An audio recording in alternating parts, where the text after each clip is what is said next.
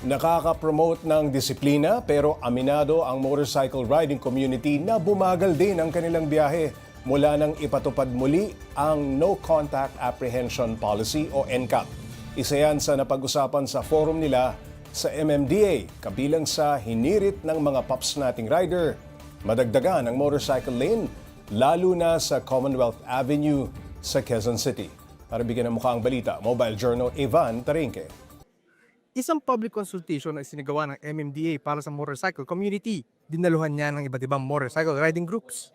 Lalo't ang layunin, talakayin ang pantay na karapatan sa kalsada at ang ibinalik na pagpapatupad ng No Contact Apprehension Policy o NCAP. Malaki ang potential ng NCAP. We should all support it. We should also help MMDA and the rest of the country to push for, the enforcement of our laws kasi kulang na tayong lahat sa disiplina. Inungkat din ang posibleng paggamit ng bike lanes bilang alternatibong daan para sa mga motorcycle riders, lalo na sa major highway, gaya ng Commonwealth Avenue. Makakatulong po na magkaroon tayo ng karagdagan na lane para dun sa mga naghahanap buhay na ginagamit yung motorsiklo.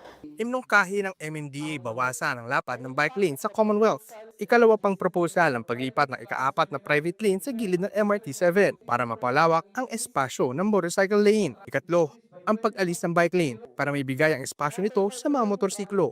Pero hindi pa yan final ayon sa MMDA dahil kailangan pa ng mga susunod na konsultasyon. Pag-usapan po natin, willing po kaming pakinggan kayo, isubmit nyo lang po sa amin yung inyo pong mga suggestion. Pag-aaralan po natin yan, babalansin. Sa kalsada, lahat tayo may karapatan at responsibilidad. Kaya naman pinakamahalaga sa lahat, respeto, maparider ka man, biker o commuter. Mobile Journal Evan Tarinque po hatid ang muka ng balita.